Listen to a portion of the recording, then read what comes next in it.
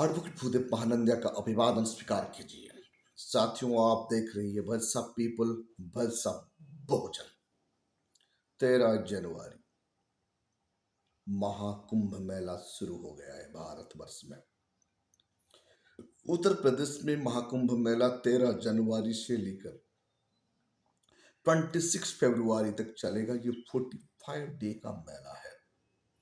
मेला का इतिहास कब शुरू हुआ? इतिहास ये बताता है 644 बीसी में हर्षवर्धन ने कुंभ मेला का शुरू किया था। हर्षवर्धन का पीरियड में जो 644 बीसी का बात आता है, इतिहास से प्रमाण देता है ये एक बुद्धिस्ट राजा थे। कुंभ मेला का उद्देश्य क्या था उस वक्त? हर्षवर्धन क्यों वहां मेला लगाया करते थे और आज इनका रूप क्या हुआ? इतिहास पढ़ने से हम सबको क्लियरली पता चलता है। खैर छोड़िए, मैं किसी का धार्मिक भावना को आहत पहुंचाना नहीं चाहता हूं। हम भारत के संविधान को मानते हैं। आर्टिकल 19 के तहत मुझे ये आजादी मिला है आप लोगों का सामने कुछ बात रखने के लिए। आज जो कुंभ मेला भारतवर्ष में, जो खास करके उत्तर प्रदेश में हो रहा है, इनका बजट कितना है? बजट सुनकर आप हैरान हो जाएंगे। 7,500 करोड़ बजट है। कुंभ मेला को चलाने के लिए 7,500 करोड़ का बजट किया गया है। और इस बजट को खर्चा कहां किया जाएगा? ये बजट टेम्पररी सेट बनाने के लिए, टेम्पररी इंफ्रास्ट्रक्चर बनाने के लिए, जो लोग जाते हैं वहां घूमने के लिए, कुंभ मेला में डुबकी लगाने के लिए जो लोग जा रहे हैं, इन लोगों के लिए, या जो सन्यासी है, जो महाराज लोग जाते हैं, जो शंकराचार्य लोग जाते हैं, इनके लिए ये सोचने की बात है वहां किसको क्या सुविधा मिलता है, यहाँ कौन कौन लोग को ज्यादा फैसिलिटी मिलता है और कौन कौन लोग ऐसे ही बस भूखा प्यास रह जाते हैं।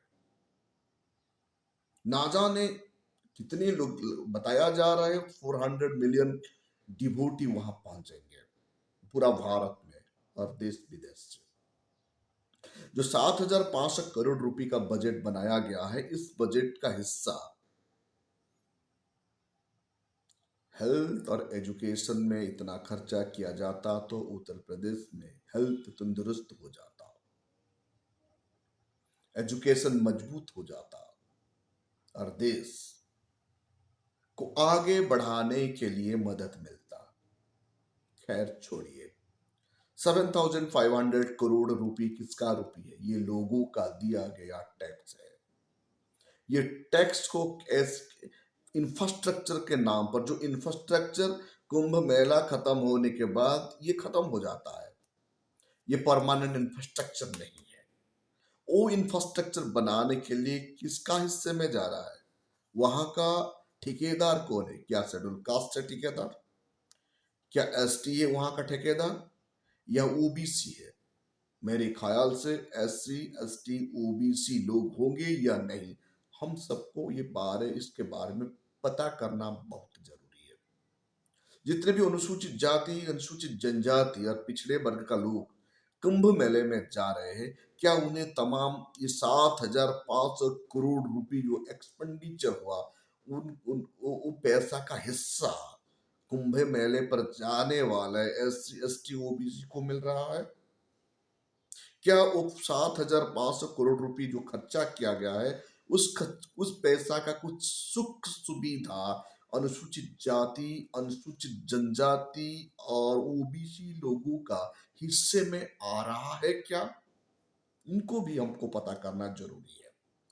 जो 7,500 करोड़ रुपए का जो बजट हुआ, जो इंफ्रास्ट्रक्चर बना, वो इंफ्रास्ट्रक्चर को बनाने के लिए कितने शेड्यूल कास्ट लोगों को वहां ठेकेदारी का काम मिला, कितने शेड्यूल ट्राइब लोगों को वहां ठेकेदारी काम करने के लिए काम मिला है और ओबीसी को मिला, ये भी पता होना चाहिए, क्योंकि ये देश संविधान से चलता है। भारत का हर प्रॉपर्टी का इक्वल डिस्ट्रीब्यूशन के लिए आर्टिकल 14 बताता है, और आर्टिकल 12 में देश को डिफाइन किया गया है स्टेट को। स्टेट में जो रहते हैं तमाम संपदा को इक्वल डिस्ट्रीब्यूशन होना चाहिए। यानी महाकुंभ मेला में जो 7,500 करोड़ रुपए का बजट अलॉट हुआ गया है और श्रद्धालुओं के लिए ये पैसा खर्चा किया जा रहा है, तो उस श्रद्धालुओं के लिए रहने के लिए जो सुविधा, सुख सुविधा, क्या अनुसूचित जाति को मिल रहा है? क्या अनुसूचित जनजाति को मिल रहा है या नहीं? और वहां का कंट्रैक्टर कितने अनुसूचित जाति का लोग है, कितने अनुसूचित जाति का लोगों को मिला कि टेंट बनाने के लिए कंट्रैक्टिंग, आपका सन्यासी लोगों का रहने के लिए टेंट बनाना, सुख सुविधा देना, रूम, टेम्पररी रूम बनाना, टॉयलेट बनाना, ये जो कंट्रैक्टिंग वहां होगा मार्केट को बनाने के लिए या लोगों का रहने के लिए जो बनाया जाता है, वो हिस्सा क्या शेड्यूल कास्ट को मिला है क्या? शेड्यूल ट्राइब को मिला है क्या? क्योंकि 7,500 करोड़ एलोटेड करने के टाइम में डिफरेंट डिपार्टमेंट वहां होता है। सैनिटेशन मेंटेन करने वाले लोग, मकान बना, टेम्पररी शेड बनाने का कंट्रैक्टर, सैनिटेशन मेंटेन करने का कंट्रैक्टर, पानी पाइप द्वारा पानी प्रोवाइड करने वाला कंट्रैक्टर, इलेक्ट्रिक प्रोवाइड करने वाला कंट्रैक्टर, फूल कलेक्ट करके फूल जुगाने वाला कंट्रैक्टर, चाय पानी नाश्ता दुकान वहां बनाने वाले कंट्रैक्टर, लोगों का ठहरने की सुविधा करने वाले कंट्रैक्टर, ये जो तमाम जो डिवीजन हुआ है उसमें बहुजन समाज का हिस्सा क्या है, ये जानना हर कोई भारतीयों का राइट है। जब आपका भारत का संविधान का आर्टिकल 12 स्टेट को डिफाइन करता है, 14 इक्वल बात करता है, मतलब इक्वल डिस्ट्रीब्यूशन का बात आ रहा है। यहां इक्वल डिस्ट्रीब्यूशन होना चाहिए। 7,500 करोड़ का बजट, और 7,500 करोड़ का बजट को कंट्रैक्ट देते वक्त पूरा भारत का SC, ST, OBC, माइनॉरिटी और जनरल सवर्ण, ये 5 श्रेणी को इक्वल डिस्ट्रीब्यूशन करके कॉन्ट्रैक्टिंग काम दे देना चाहिए। कुंभ मेला में जाने वाले सन्यासी जितने हैं, कितने सन्यासी अनुसूचित जाति है, अनुसूचित जनजाति और OBC, उनका हिसाब भी होना चाहिए, ताकि उनके हिसाब से 85% पॉपुलेशन का हिस्से का खर्चा वो सन्यासी को मिलना चाहिए, वो श्रद्धालु को मिलना चाहिए। ऐसा मिल रहा है या नहीं, ये हर कोई सिटीजन को जानने की अधिकार है। बहुत सारे लोग वहां जाएंगे, जा भी रहे हैं डुबकी लगाने के लिए, लेकिन वहां जाने के बाद अनुसूचित जाति को क्या तमाम सुख सुविधा मिल रहा है क्या? वहां ठहरने की सुविधा दिया जा रहा है क्या? संवैधानिक प्रक्रिया से जो आर्टिकल 21 में एक इंसान का डिग्निटी है, वहां उनका डिग्निटी मेंटेनेंस हो रहा है या नहीं? पुलिस शासन और प्रशासन उनके लिए क्या व्यवस्था कर रहा है? और वहां का DM और वहां का मैनेजमेंट कमेटी भारत का संविधान को नजर में रखते हुए equal status and equal opportunity maintenance किया जा रहा है ना? नहीं। जब ऐसा नहीं हो रहा है तो अनइक्वालिटी का फाउंडेशन पर जो जो मेला होगा वो असंवैधानिक होता है। भारत का संविधान सबको बराबर का हिस्सा देता है। एक मेला हो रहा है मतलब वहां 45 डे तक बिजनेस होगा, 45 डे तक चाय वाले रहेंगे, टिफिन वाले रहेंगे, फूल वाले रहेंगे, साफ सुथरा मेंटेनेंस करने वाले रहेंगे, डिसिप्लिन मेंटेनेंस करने वाले रहेंगे, कपड़ा बिजनेस वाले रहेंगे, ज्वेलरी बिजनेस वाले रहेंगे, ना जाने कितने छोटा मोटा बिजनेस वाले होंगे। क्या उसका हिसाब भी वह रिजर्वेशन है या नहीं? जनसंख्या का हिसाब से भारत का संविधान का आर्टिकल 340, 341, 342 जो 3 ग्रुप है, और आर्टिकल 29 जो सब माइनॉरिटी को बताता है, वो 4 ग्रुप और पंचमा पांच फिफ्थ ग्रुप सवर्ण है। ये 5 ग्रुप में इक्वल डिस्ट्रीब्यूशन किया गया या नहीं किया गया। जब नहीं किया गया तो संविधान को वायोलेशन किया गया है। जब किया गया तो ये संवैधानिक प्रक्रिया डेमोक्रेसी वे में कुंभ मेला चल रहा है, हम ये सोचेंगे।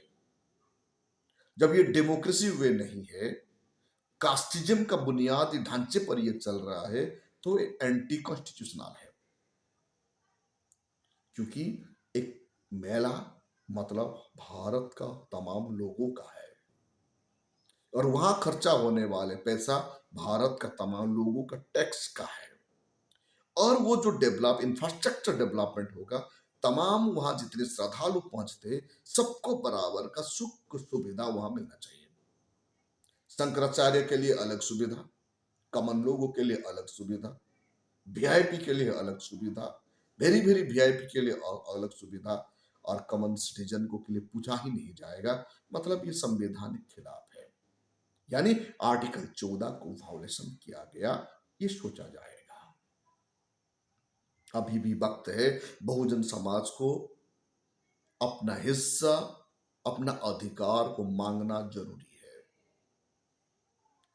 मामूली रकम नहीं है 7,500 करोड़ रुपए। 7,500 करोड़ रुपए जब यूपी में खर्चा किया जाता, या भारत का कोई भी स्टेट में मेडिकल के लिए खर्चा किया जाता, तो कितना अच्छा होता। एजुकेशन का इंफ्रास्ट्रक्चर डेवलपमेंट करने के लिए खर्चा किया जाता, तो कितना अच्छा होता। कुंभ मेला में भी खर्चा करना कोई नेगेटिव नहीं है, लेकिन उनका इक्वल डिस्ट्रीब्यूशन होना चाहिए।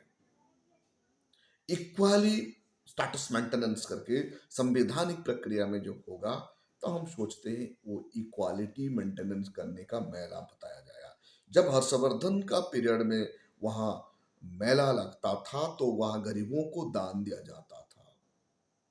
बोधिसत्व हर्षवर्धन वहां बुद्ध को उपासना करते थे। इक्वालिटी था, ना जात था, जात पात था, कुछ नहीं था। 644 बीसी में भारत में कस्टिज्म ही नहीं था।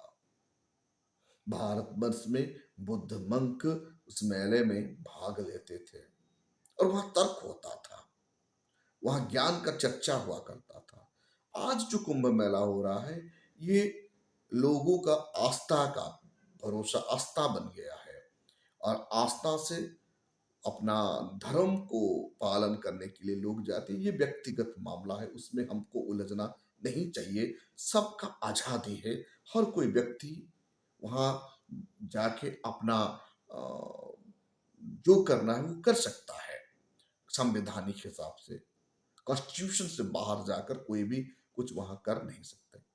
लेकिन हमारा प्रश्न ये इसीलिए यहाँ आ रहा है, 7,500 करोड़ रुपए का जो बजट, इक्वल डिस्ट्रीब्यूशन हुआ या नहीं हुआ? आपका ऊपर मैं छोड़ रहा हूं। भारत का सिटीजन को ये जानने की हक और अधिकार है। Thank you. आप सब देख रही है voice of people, voice of Bahujan. अभी तक आप हमारा चैनल को सब्सक्राइब नहीं किए, तो काइंडली सब्सक्राइब कीजिए, और voice of people, voice of Bahujan को बचाइए।